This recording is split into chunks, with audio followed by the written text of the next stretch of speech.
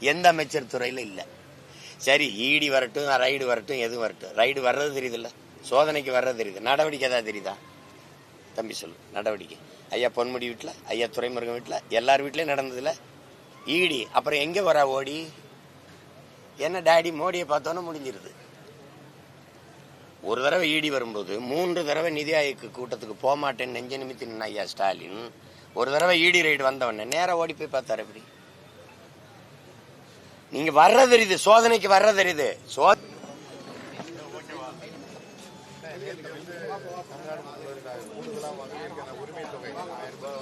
கொஞ்சம் அமைதியா இருக்கணும்.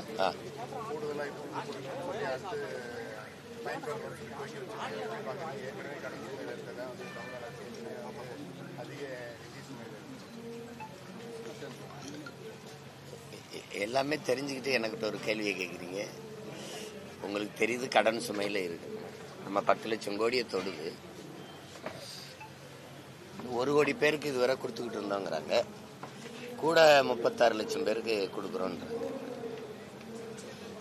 இதுல பெருமைப்பட பேசுகிறதுக்கு என்ன இருக்குன்னு பாருங்க. இப்போ நீங்க 60 வருஷமா மாறி மாறி ரெண்டு கட்சியும் ஆண்டிருக்காங்க. நம்ம அம்மாவுக்கு வந்து ஒரு நாளைக்கு 30 ரூபா கூட சம்பாரிச்சுக்க முடியல. இதை வந்து நாங்க ஒரு சாதனை அப்படின்னு இப்ப இந்த விடுபட்ட பேருக்கு கொடுக்கறதுக்கு 2 மாசத்துல தேர்தல் இருக்கும்போது தான் நினைவு வருதா? எல்லாமே இவங்க வந்து வாக்கை குறி வச்சுதான் நகருவாங்க. இதனாலதான் இதை வந்து செய்தி அரசியல், விளம்பர அரசியல்னு சொல்றோம். நம்ம இது சேவை அரசியலோ செயல் அரசியலோ இல்லை. இவர்கள் எப்பவுமே கட்சி அரசியல், தேர்தல் அரசியல் தான் செய்வாங்க. இந்த கட்சிகள் மக்கள் அரசியலுக்கு வரவே மாட்டாங்க. மக்கள் அரசியல்னு என்ன, இந்த 60 ஆண்டுகள்ல எங்க அம்மாவை ஒரு 30 ரூபா சம்பாரிச்சுக்கிறதுக்கான வழிவகை செய்து கொடுக்கறது மக்கள் அரசியல். 30 ரூபாய்க்கு ஒரு நாளைக்கு 30 ரூபா சம்பாரிச்சுக்க முடியல. ஆனா அரணையூர்ல எங்க அம்மா ஒரு நாளைக்கு எங்க தோட்டத்துல களை எடுக்க வர்றவங்களுக்கு 500 ரூபா சம்பளம் கொடுக்கலாம். அப்ப நீங்க எப்படி பாருங்க, 1000 ரூபா, இது ஒரு 1000 ரூபா கொடுத்துட்டோம், 1000 ரூபா கொடுத்துட்டோம், 1000 ரூபா கூட மாசம் ஈட்டிக் கொள்ள முடியாத ஒரு வக்கற்ற நிலையில என் தாயை நிறுத்தினது. அது எப்படி பெண்ணிய உயர்வு, பெண்ணிய விடுதலை, பெண்ணிய உரிமை இதெல்லாம் பேசிட்டு அலைகிறீங்க நீங்க? என்ன இதை ஏன் போன ஆண்டு கொடுத்துருக்க கூடாது? தம்பி உங்ககிட்ட கேக்குறீங்க, ஏன் போன ஆண்டு கொடுக்கல? எப்ப தரப்படும்? அடுத்த தடவை ஆட்சிக்கு வந்தா அதானே வைப்பிய. இந்த திருப்பதி மொட்டை சொல்லுவாங்கல்ல, முன்னாடி சொல்லுவாங்க எங்க ஊர்ல, பாதியை வச்சுட்டு போயிடுவானா, அடுத்து பாதியை, ஏன்னா வேற இடத்துக்கு போயிடக்கூடாதுன்ட்டு. அதானே இது. மடிக்கணினியே பிப்ரவரியில கொடுப்பாரு, ஏன்னா மார்ச்ல தேர்தல். அதானடா. என்னைக்கு என் மக்களுக்கு தெளிவடைய போறாங்க, விழித்து கொள்ள போறாங்கன்னு தெரியல. அதான் ஏமாறுகிறவன் இருக்கிற வரை ஏமாற்றுவன் இருப்பாங்கிறாங்க. என் மக்களுக்கு வர வழி இல்லை. கேட்டா எதையுமே செய்யறதில்ல, இதையா செஞ்சுட்டு போறான், விடுப்பா, யாரு காசுப்பா, நம்ம காசு தானப்பாங்கிறாங்க. இது ஒரு கொடுமை தான். நம்ம இப்படி கேட்போம், 10 லட்சம் கோடி கடன் ஆயிருக்குது, 10 லட்சம் கோடி. இந்த 10 லட்சம் கோடியில நிறைவேற்றப்பட்ட ஏதாவது ஒரு நலத்திட்டம் சொல்ல சொல்லுங்க இந்த அரச. தம்பி, ஒரே ஒரு நலத்திட்டம். நல்ல கல்வியை கொடுத்துட்டேன், சரியா சமமா தரமா எல்லாருக்கும் கொடுத்துட்டேன். இல்ல பயணிக்க நல்ல பாதை, அருமையான போக்குவரத்தை கொடுத்துட்டேன், தடையற்ற மின்சாரம் கொடுத்துட்டேன், தூய குடிநீர் எல்லாருக்கும் கிடைக்கும்படி செஞ்சுட்டேன், உயர்ந்த மருத்துவத்தை, உயிர்காக்கும் மருத்துவத்தை உலகத்தரத்துக்கு கொடுத்துட்டேன். அப்படி ஏதாவது இந்த அரசு சொல்லிக்கிற முடியுமா? போக்குவரத்து துறைக்கு 1 லட்சம் கோடிக்கு மேல கடன், மின்துறைக்கு 1 லட்சம் 1.5 லட்சம் கோடிக்கு மேல கடன். இவ்வளவு கடன் இருந்தும் மின் கட்டணம் உயருது, சொத்து வரி உயருது. இங்கிட்டு இலவச மின்சாரம், மின் கட்டணம் உயர்வு. இங்க இலவச பஸ் பாஸ், அங்க பஸ் கட்டணம் உயர்வு. யாரா நீங்கெல்லாம்? என்ன மாதிரி ஆட்சி முறை இது? எப்படி எப்படி எங்க அம்மா பக்கத்துல இருப்பாங்க, இவங்களுக்கு இலவசம், மகன் எனக்கு காசு, எங்க அம்மாவுக்கு இலவசம், இந்த காசை சேர்த்து மகன்கிட்ட வாங்கிடுறது. எப்படி இருக்கு? பேருந்துல பெண்களுக்கு இலவச பஸ் பாஸ் வச்சுக்கிறீங்க, அந்த காசை யார்கிட்ட எடுக்கிற? என்கிட்ட எடுத்துற, எங்க அப்பாட்ட எடுத்துற, இல்ல எங்க அண்ணன்ட்ட எடுத்துற. கேடுகட்ட கேவலங்கட்ட ஆட்சி முறையை செஞ்சுக்கிட்டு இதை சாதனை. எவனா தேர்தல் வர்றதுக்கு முன்னாடி ஏன்டா எங்க மேல அக்கறையே வர மாட்டேங்குது? நீ என்ன வேணாலும் தேர்தல் வரும்போது ஒரு பாசம் வரும் பாருங்க, எங்கிட்ட இருந்தா பொத்துக்கிட்டு வரும் தெரியாது. ஏன்னா தம்பி, ஐயோ, பல பெண்களுக்கு கிடைக்கிற திரும்ப நாங்கள் விண்ணப்பிக்கலாம், அதுவும் மாடி வீடு இருக்கவங்களுக்குலாம் அந்த காசு போகுது, வாடகை வீட்டில் வரல அப்படிங்கிற ஒரு குற்றச்சாட்டு அதிகமாக பெண்கள் வைக்கிறாங்க.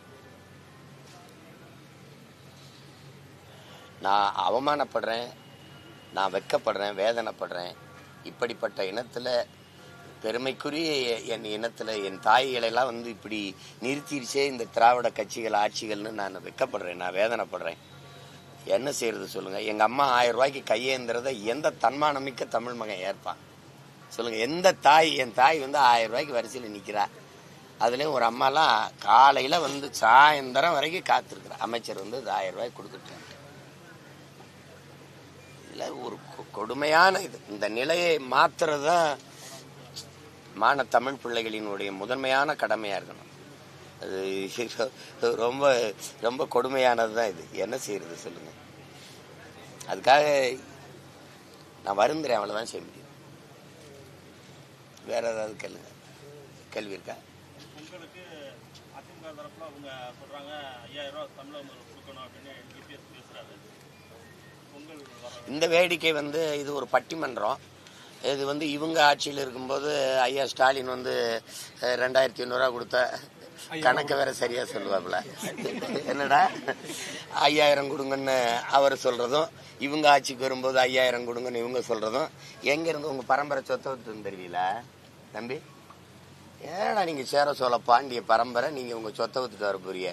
அது இந்த கடனை வாங்கி கொண்டாந்து கொடுப்பா. அதுல எங்களுக்கு 5000 கொடுன்னு 5000 கொடுத்து இப்படி பார்ப்போம். நான் ஒரு இனம் சார்ந்த மகன், எனக்கு ஒரு தேசிய பண்டிகை வருது. ஒரே ஒரு பண்டிகை தான் பொங்கல், தமிழனுக்கு ஒரு பண்டிகை. இந்த பொங்கல் பண்டிகை கூட 1/2 கிலோ அரிசி, சர்க்கரை, கரும்பு இது கூட வாங்கிக்க முடியல. வேலைக்கு போறேன், நான் கையேந்தி நிக்கிறேன், ஒரு வேலையும் செய்யாத நீ எனக்கு காசு கொடுக்குற. எங்க இருந்து வருது உனக்கு காசு? கொடுமை இதெல்லாம். நாங்க விளைய வைக்கிற நெல்ல வீதியில போட்டு முளைக்க விட்டுறது, அரிசி ஆந்திரால இருந்து வாங்கிட்டு எனக்கு தர்றது. ஏன் நெல்ல அவிச்சு அரிசியாக்குனா வராத?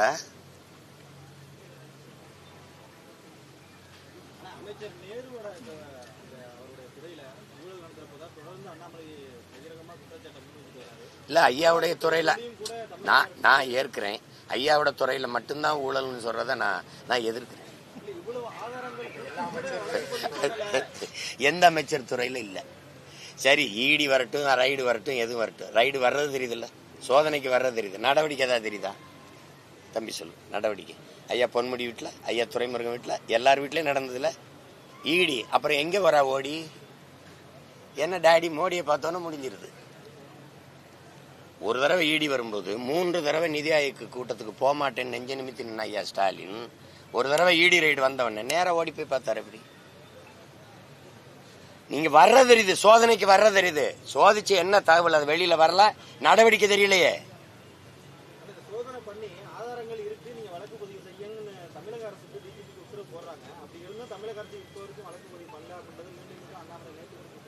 அவ்வளவு நேர்மையை நீங்க தமிழ்நாட்டு அரசு கிட்ட எதிர்பார்க்கறீங்க இல்ல? நீங்க தமிழ்நாட்டுல தான் இருக்கீங்களா? என்னது இதெல்லாம்? என்னடா தங்கச்சி இதெல்லாம்? இவ்வளவு நகைச்சுவை உங்களுக்கு கூடாது தம்பி. அவ்வளவுலாம் நீங்க பேசக்கூடாது. வேற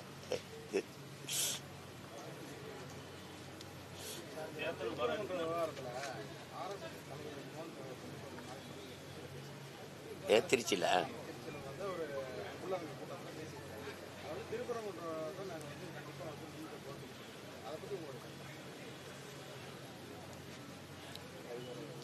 அவங்களுக்கு அரசியலுங்கிறது சாதி, மதம், சாமி. என்னைக்கு என் அன்பு மக்கள், என் அருமை சொந்தங்கள் ஒன்று கவனிச்சுக்கணும். சாதி, மதம், சாமியை பற்றி கவலைப்படுகிறவர்கள், அதை பற்றி சிந்திப்பவர்களுக்கு மக்களை பற்றி, நாட்டை பற்றி சிந்திக்க நேரம் இருக்காது, தேவையும் இருக்காது. நாடு, மக்கள், அவர்களுடைய நல்வாழ்வு, நாட்டினுடைய வளர்ச்சி, அதை பற்றி சிந்திப்பவர்களுக்கு சாதி, மதம், சாமி, கடவுளை பற்றி சிந்திக்க தேவை இருக்காது, அதுக்கு நேரமும் இருக்காது. இதுதான் யதார்த்தம். இது நான் வணங்குற என் தலைவன் பிரபாகரன், என் முருகன் மேல ஆணையா சொல்றேன். இதுதான் சத்தியம். இதை நீங்க புரிஞ்சுக்கணும். நீ எனக்கு திடீர்னு என் முருகன் மேல உனக்கு பக்தி வருது? நான் அதே மலைக்கு கீழே திருமுருக பெருமளா எடுக்கும்போது நீ எங்க போயிருந்த? நான் வெற்றி வேல்னு தூக்கும்போது நீ எந்த திசையில் இருந்த? இத்தனை ஆண்டுகள் இல்லாத திடீர்னு என் முருகன் மேல உனக்கு பக்தி வர காரணம் சொல்லு. ஏன் நீ போன ஆண்டு திருப்பரங்குன்றத்துல அதே மலை இருந்துச்சுல, அதே சுடரேற்ற தூண் இருந்துச்சுல, போன வருஷம் என்ன தீவன் இல்லையா, இல்ல தீக்குச்சி இல்லையா, இல்ல எண்ணெய் இல்லையா? 2 மாசத்துல தேர்தல் வருதுன்னா உனக்கு சேட்டை மக்களை பற்றி சிந்தி. எத்தனை வீடுகள் நீ சொல்ற சோக்கால்டு இந்து எத்தனை வீட்டுல விளக்கறியாம இருக்குது, பசி பட்டினி வறுமையில. அந்த விளக்கை ஏத்த நீ சிந்திக்கல. மலை மேல விளக்கு ஏத்துறன்ற கேட்டா 100 ஆண்டு கனவு, 100 ஆண்டா ஒரு விளக்கத்துறது கனவு கண்டுகிட்டு இருந்தியா நீ? ஒரே ஒரு கேள்வி கேட்கிறேன் இந்த பெருமக்கள்கிட்ட, முருகன் சிவன் இந்து கடவுளா? யார் என்னோட தர்க்கத்துல நின்று ஜெயிக்க போறது சொல்லுங்க. முருகனும் சிவனும் மாயவனும் இந்துவா? உங்க பெருமாளே சொல்லுவோம். உங்க கிருஷ்ணரை இந்துவா சொல்லு. நீ கடவுளை மதம் மாத்தி வச்சுக்கிட்ட. முருகன் இந்துவா? அது முருகனுக்கு தெரியுமா? யாராவது சொல்லுங்க. முருகன் இந்து கடவுளா சைவ கடவுளா? திடீர்னு தேர்தல் வரும்போது எல்லாருக்கும் உங்களுக்கு பாசம் வருது முருகன் மேல. இந்த கோயிலுக்குள்ள நடக்கிற திருட்டை கண்டுபிடிச்சு சொல்ல. அறநிலைத்துறையில ரொம்ப நேர்மையா நடக்குதா? ஒரு ஊழலும் நடக்கல, ஒன்னும் நடக்கல. சொல்லுங்க. கோயில் இடங்கள்ல கடைகளுக்கு வீடுகளுக்கு எல்லாம் வாடகை விட்டு இருந்தான். அதை 10,000 ரூபாய் 1 லட்சம் ரூபாய் ஏத்திருக்காரு ஐயா சேகர் பாபு. அதை கேட்க உனக்கு துணி இருக்கா? ஏன் இப்படி திடீர்னு ஏத்தனான்னு அதை கேட்பிய? பக்கத்துல இருக்க மலையை வெட்டி கல்குவாரி நீ ஏத்துறானே, அந்த மலையை பத்தி கவலைப்பட நீ வரல. இந்த மலையில தான் முருகன் இருக்கானா? குன்று இருக்க இடமெல்லாம் குமரன் இருக்கிறான்னா இந்த திருப்பரங்குன்றத்துல இருக்கானா? இந்த நாடங்களும் வெட்டி ஏத்துறானே என் மலை, அங்கெல்லாம் குமரன் இல்லையா? சொல்லுங்க. அந்த மலைக்கு நீ போராட வரல. ஒருவேளை இதையும் கல்குவாரி ஆக்கிட்டாருன்னு வச்சுக்கிறோங்க ஐயா ஸ்டாலின், அப்ப போராட வருவியா? உனக்கு அரசியல் இல்ல, சாதி மதம், சாதியை கட்டி பிடிச்சிட்டு அழுகுற. மக்களின் பிரச்சனைக்கு ஒண்ணு நின்றுக்கேன்னு சொல்லு. இவ்வளவு பேர் இவ்வளவு தலையிடுறீங்களே. என் மீனவன் கடலுக்குள்ள மீன் பிடிக்கிற உரிமை இழந்து நிக்கிறான், நீ அதுக்கு போராட வந்தியா? காவிரி நதி நீருக்கு நாங்க ஒவ்வொரு தடவையும் கையேந்தி நிக்கிறோம், அதுக்கு அந்த உரிமையை போராடி பெற்றுக் கொடுக்க வந்து நின்னியா? எந்த இடத்துல எனக்காக நின்றுக்க நீ?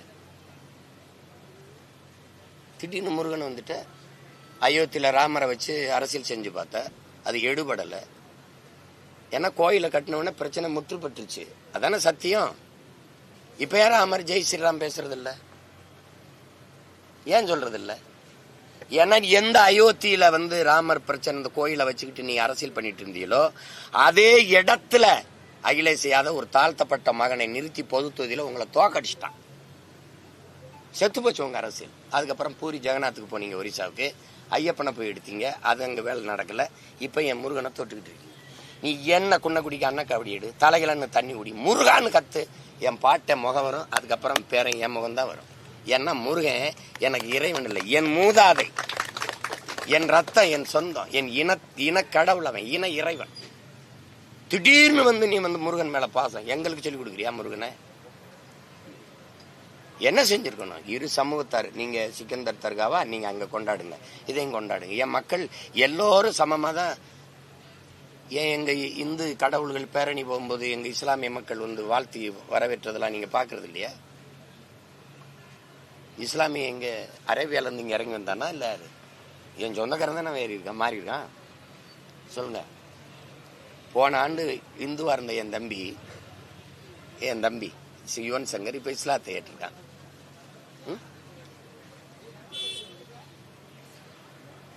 அப்ப யாரு அவன் என்ன சொல்லுவீங்க? அரேபியால இருந்து வந்தான், பங்களாதேஷ்ல இருந்து வந்தான்னு சொல்லுவியா நீ? தமிழர்கள் நாங்கள் இறை வழிபாட்டிற்காக இஸ்லாத்தை ஏற்றிருக்கிறோம். இஸ்லாமியர்கள் நாங்க தமிழர் ஆகல, தமிழர்கள் நாங்க ஏற்றிருக்கிறோம். ஓர் இறை அல்லாவை ஏற்று, நபி மொழியை ஏற்று, ஓர் இறை அல்லாவை ஏற்று நாங்கள் இஸ்லாத்தை ஏற்றுக்கிறது எவ்வளவு சத்தியமான உண்மையோ அப்படி எங்கள் முன்னோர்கள், எங்கள் இன மூதாதை முருகனுங்கிறது உண்மை. அதுல யாரு எதுக்குறமா? நீ முருகனை வழிபடாதீன்னு யாரும் எதுக்குறாங்களா? யாராவது போறாங்களா? பிரச்சனையை நீ உண்டு பண்ணி அதன் மூலமா ஒரு அரசியல் அறுவடை செய்யணும்னு நினைக்கிறேன். நீ உண்மையிலே பக்தி இருந்தா போன ஆண்டு ஏற்றிருக்கலாமே. நீங்க முருகனுக்கு மாநாடு போகும்போது ஏற்றிருக்கலாமே. சரி, போன ஆண்டு முருகனுக்கு மாநாடு போட்டியல்ல, அடுத்த ஆண்டு போடுவீங்களா? ஏன்னா தேர்தல் முடிஞ்சிடும். 29ல போடுவீங்க. 29 தேர்தல் கிட்ட வருதுல போடுவீங்க. வேலை யாத்திரை என்ன நேத்த முருகன் வேலை கெடுத்துட்டு வந்தாப்லையா? இத்தனை வருஷமா வேலை என்ன அவர்கிட்ட கையில் இல்லாம அடமான வச்சிருந்தாப்லையா? எதை வச்சு அரசியல் செய்யறதுன்னு ஒண்ணு இல்லையா? சொல்லுங்க.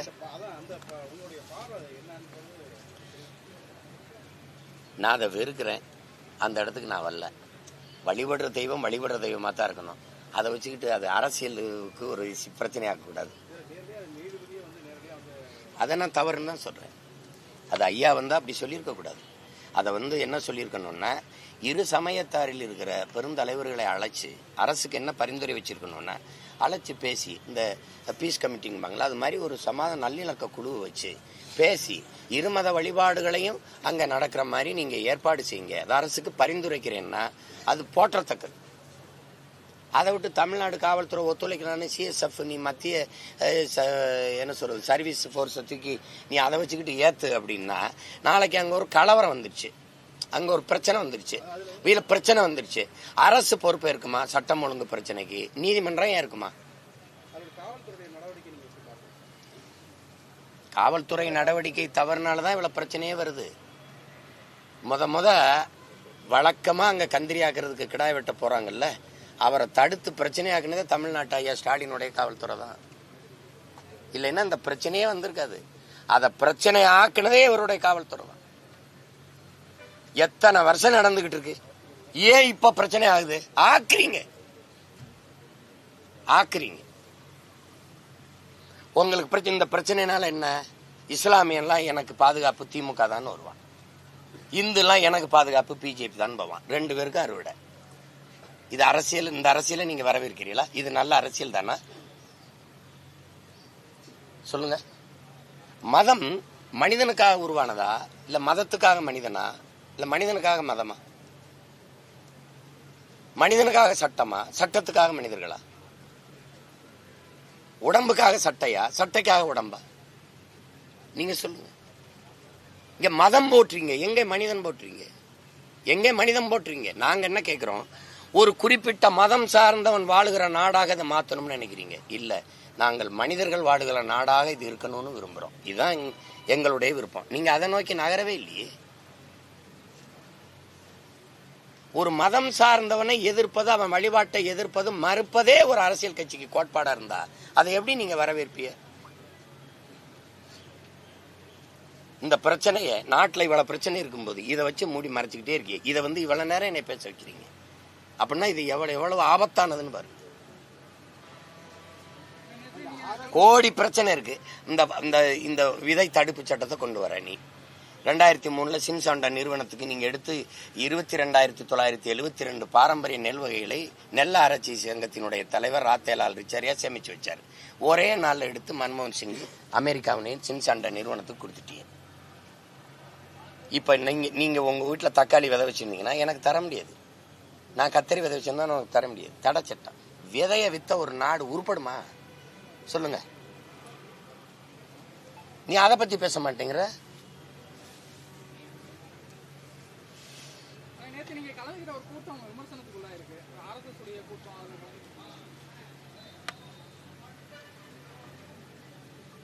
அப்புறம் கலந்துகிட்டு பிறகு விமர்சனம் கூட இல்லைன்னா அப்புறம் சொல்லுங்க. தம்பி, ஆர்எஸ்எஸும் திராவிடர் கழகம் போல ஒரு சமூக இயக்கம் தான் சொன்னது நானா அவங்களா? அது ஆர்எஸ்எஸ் இயக்கம். அதெல்லாம் விஜில்னு ஒரு இலக்கிய அமைப்பு. பாரதிய பேசுனாங்க. பாரதிய நான் எங்கேயும் பேசுவேன். பாரதி இருக்கான்ல, பாரதி இருக்கிற இடத்துல பாரதினா தமிழ் இருக்கு. தமிழ்ங்கிறது என் தாய் இருக்கிற இடத்துல மகன் இருப்பேன். அவ்வளவுதானே. நாளைக்கு திமுகவை அல்லது திராவிட இயக்கத்தை பாரதியை பத்தி ஒரு கூட்டம் போட சொல்லி போய் பேசுறேன். 12 வருஷம் திராவிடர் கழக மேடையில பேசின அப்ப உனக்கு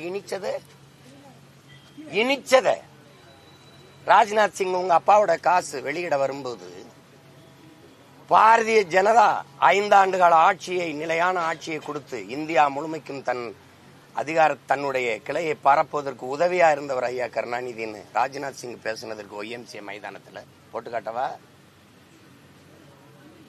இன்னைக்கு வேர்ல்ட்ஸ் ஒரு ஒரு ஒரு இது திறக்குது இல்லை, அதில் உங்கள் அமைச்சர் அம்மா நிர்மலா சீதாராமன், மத்திய அமைச்சர் இணையமைச்சர் எல்முருகன் பங்கேற்கிற விழாவில் உங்கள் அமைச்சர் எங்க அண்ணன் உங்க ராஜ்யசபா உறுப்பினர் கமலஹாசன் பங்கேற்கிறாரு. இதுக்கு கருத்து எங்க போய் நிக்கிறேன்னு பேசாத, என்ன பேசினேன்னு பேசு.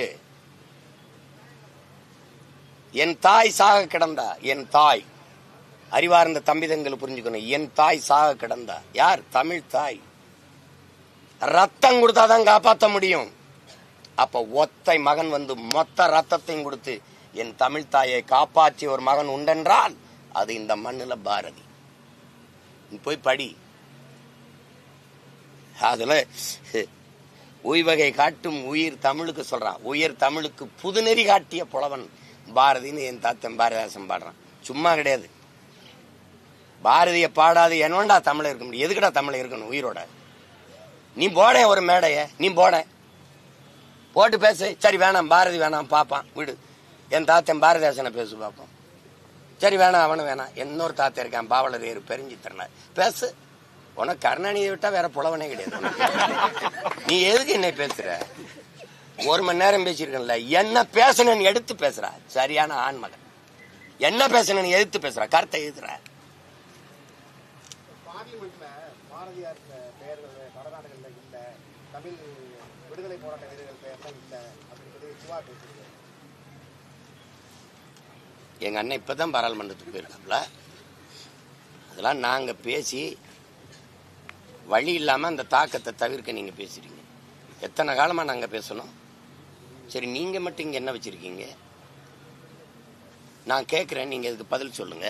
ஒரு விடுதலை போராட்ட வீரன் என் பாட்டேன் வஉசி சொத்தம்பிட்டையும் வித்தான் நாட்டு விடுதலைக்கு. அதே சமகாலத்துல சொத்தா சேர்த்துக்கிட்டு இருந்தார் ஐயா ஈவேரா. இந்த ஈவேராவை எங்க வச்சிருக்க? என் பாட்டனை எங்க வச்சிருக்க? நீ ஒரு விளையாட்டு வீரன் சச்சின் டெண்டுல்கர் கேட்டு கொடுக்கல பாரத ரத்னா, கூப்பிட்டு கொடுக்குற. விடுதலை பாவலன் இந்த பெருநிலத்தில் அப்படி ஒரு பாவலம் கிடையாது என் பாட்டன் பாரதி. இந்த நாட்டின் விடுதலைக்கு செக்க இழுத்து சொத்தம்பிட்டை வித்து ஏழையான என் பாட்டன் வாவு சிதம்பரனாரு. இவங்களுக்கெல்லாம் நீ ஏன் கொடுக்கல பாரத ரத்னா? இவன்லாம் பாரத ரத்னான்னு அந்த ரத்னம் வாடாது சொல்லு. 4000 நாட்கள் ஜெயில இருந்தான் என் தாத்தன் முத்துராமலிங்க தேவர். அவருக்கு ஏன் பாரத ரத்னா கொடுக்கல? நாங்க கேட்டு கொடுக்குற கேவலப்பட்டவங்களா? நாங்க கேட்கிறோம் குடுன்ட்டு. நீங்க இது இல்லாம ஐயா கருணாநிதிக்கு கேட்டுக்கிட்டு இருக்க பாரத ரத்னா.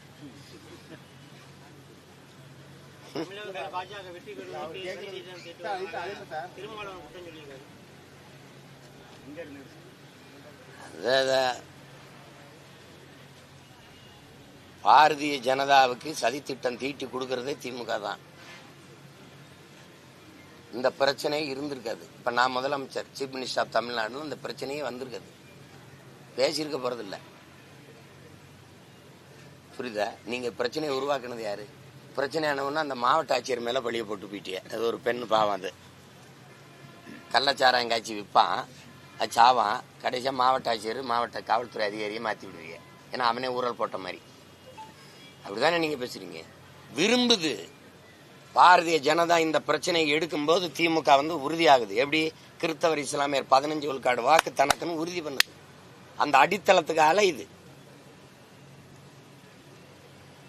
ஒரு அடிப்படை தானே தம்பி, ஒரு அடிப்படை தானே.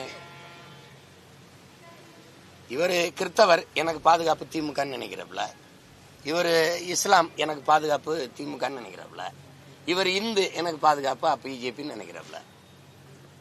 இதுதானே நீங்க காலங்காலமா உருவாக்கிட்டு இருக்க. அதுதானே உருவாக்கிட்டு இருக்க. நீ அந்த சூழலா பிஜேபி வந்துரும் வராது அப்படின்னு சொல்ல முடியல. நான் இருக்கேன், வரவிட மாட்டேன்னு சொல்லணும்ல. இப்ப நீங்க உங்க வீட்டுக்கு ஒரு வாயில் காவலனை போடுறிய, வாட்ச்மேனை எதுக்கு போடுறிய? திருடன் திருடிட்டு போகும்போது விரட்டி பிடிக்கவா? திருட வந்துருவான் கதை பூட்டிக்குங்க, 2 தாப்பா போட்டுக்கிறங்க, உள்ள நல்லா இது பண்ணிக்கிறங்க, இது சொல்றதுக்கு வாட்ச்மேன் போடுற, காவலர் போடுற. நீங்க போய் நிம்மதியா தூங்கம்மா, திருடன் வரமாட்டான் நான் பாத்துக்கிறேன்னு சொல்றதுக்கு தான் வாட்ச்மேன் போடுறீங்க, வாயில் காவலன் போடுறீங்க. திருடன் வரும்போது தடுத்து பிடிக்க போடுறீங்களா இல்ல வந்தவனை விரட்டி பிடிக்க போடுறீங்களா?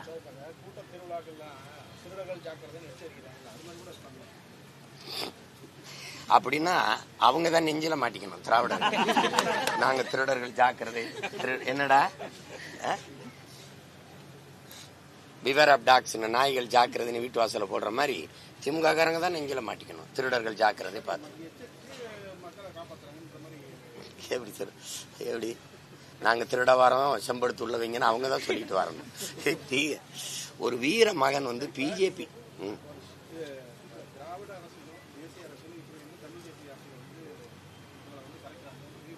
கரைக்கிறாங்கல்ல. அதுல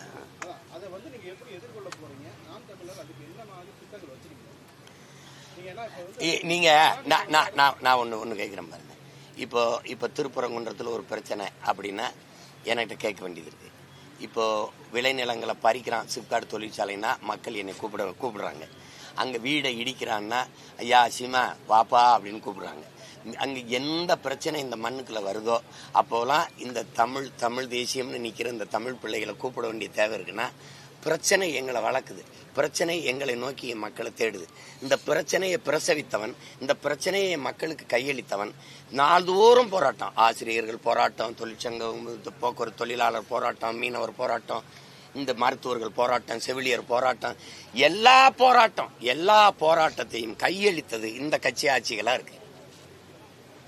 அந்த மக்கள் கவலையோடு துன்பத்தோடு துவண்டு கையில மனுக்களோடு கண்ணீரோடு நிக்கிற மக்களுக்கு கை கொடுத்து தோல் கொடுத்து நிக்கிறதுக்கு பிள்ளைகள் வேணா அது நாங்களா தான் இருக்கோம். அதனால காலம் எங்களை வளர்க்குது, என் மக்கள் எங்களை தேடுறாங்க. ஏன்னா பிரச்சனைகளை என் மக்களுக்கு இந்த கட்சிகள் 60 ஆண்டுகளா அதை தவிர எதையும் கொடுக்கல. அப்படின்னா நான் இதை செய்யல, காலம் பிரசவித்து எங்களை வளர்த்து போகுது. அதனால இது வந்து நாங்க இந்த வேலையை விரும்பி செய்ய வந்தில்ல, நான் படம் எடுத்து பழகி தான் வந்தேன். என்னை இந்த இடத்துல இறக்கி விட்டது இது காலம், வரலாறு. இந்த பணியை எங்களுக்கு கையளிச்சிருக்க செய்யறோம். அதனால நீ இந்திய அரசியல் தடுக்கிறது, திராவிட அரசியல் தடுத்தான் பார்த்த. நான் போட்டியிடுறேன்னே நீ சொல்லல, இப்பவும் சொல்ல மாட்டேன். மும்முனை போட்டியும்ப, அதுல ஒரு சந்தேகம் இல்லை. அவங்களுக்குள்ளதான் போட்டி. எங்களுடைய அரசியலுக்கு எங்களுடைய கோட்பாட்டுக்கு இந்திய பெருநிலத்திலே போட்டி கிடையாது.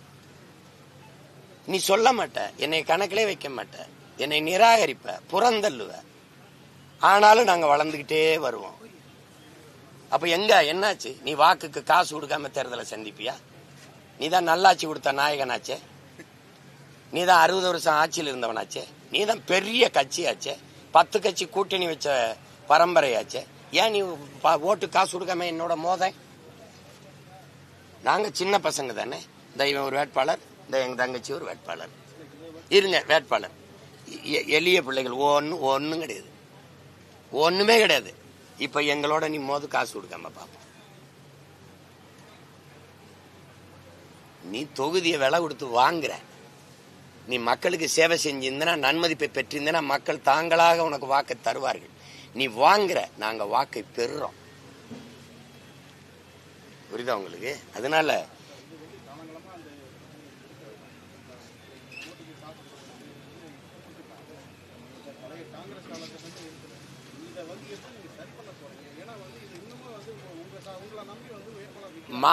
மாறும். நீங்க சரி பண்ண போறீங்கன்னா என் கடமைங்கிற மாதிரி நீங்க எப்படி சரி பண்ணுவீங்க? உங்களுக்கு அந்த பொறுப்பும் கடமை இல்லையா?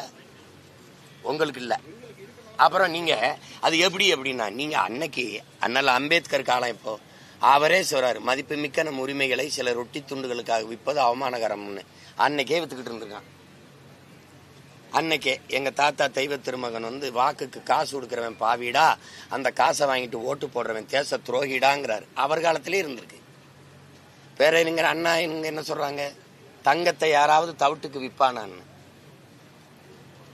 அப்படி மதிப்புமிக்க தங்கத்தை தவிட்டுக்கு வாங்குறதே அவர் பேரை சொல்லி கட்சி நடத்துற பெருமக்கள் தான் இருக்குது. இந்த காசு கொடுக்கற இந்த இடத்துல சாராயம், பணம், சாதி, மதம், இந்த அரசியலுக்குள்ள 36 லட்சம் பேர் எளிய பிள்ளைகள் எங்களை தேடி இருக்கான்னா, அப்ப தூய அரசியலை விரும்புகிற ஒரு கூட்டம் உருவாகி வருதுன்னு தானே அர்த்தம். ஒண்ணுமே இல்லாத 3வது பெரிய கட்சியா, அங்கீகரிக்கப்பட்ட ஒரு கட்சியா ஒரு எளிய மகனை தள்ளியிருக்கான்னா, அவன் மாற்றத்தை விரும்புறான், ஒரு நல்ல அரசியலை தேடுறான் என் மக்கள் தானே அர்த்தம். அப்ப அதான் லெலின் சொல்றான், உன்னை விமர்சிக்கிறவனுக்கு நிரூபிக்க போராடாத, உன்னை நம்பி நிக்கிறவனுக்கு உண்மையா இருக்க போராடுன்னு. எனக்கு வாக்கு செலுத்தின அந்த 36 லட்சம் மக்களுக்கு உண்மையா இருக்க போராடுறோம். நாங்க ஏன் போய் அவன் போடுறான் போடல அதை பத்தி இல்லை. எங்களுக்கு ஒரு பிறவி கடமை இருக்கு. அதை மனச்சான்று அடிப்படையில் அதுக்கு நேர்மையா வேலை செய்ய நினைக்கிறோம். தூய்மை பணியாளர்கள் இந்த அரசு ஊழியர்களும் போராட்டத்தில் இருக்காங்க. அவர்களும் இப்போ இந்த தேர்தலை முன்வைத்து அவர்களுடைய போராட்டம் தொடருது. அதுதான் நீங்க ஒரு துப்புரவு பணியாளர்களை கூட தன் வயத்தில் வச்சுக்க முடியல அரசு. அது தனியாருக்கு தாரைவா இருக்குது. கடைசியா அவங்களுக்கு கொடுத்துட்டு சோறு நான் போடுறேன்னு சொல்லுது. மக்கள் காசுல அரசு காசுல சோறு போடுது. நான் துப்புரவு பணியாளன், இவருக்கு உழைப்ப கொடுத்துட்றேன், சோறு அரசு எங்க மக்கள் காசுல போடுறேங்குது. 1 கிலோ குப்பை எல்லாம் 12 ரூபா. 1 கிலோ குப்பைக்கு 1 கிலோ குப்பை எல்லாம் 12 ரூபா செலவு பண்றீங்களா? 270 கோடி செலவு பண்றீங்க மாசத்துக்கு. ஆனா நாடு ஏன் இவ்வளவு குப்பை மேடா இருக்கப்போ? இந்த குப்பை அள்ளுற பணியாளர்கள் கூட தன் வயத்தில் வச்சுக்க முடியாது, தனியார் முதலாளி கொடுக்கணும். இந்த முதலாளிக்கு 2700 கோடிக்கு ஒப்பந்தம் கொடுக்குறீங்க இவருக்கு.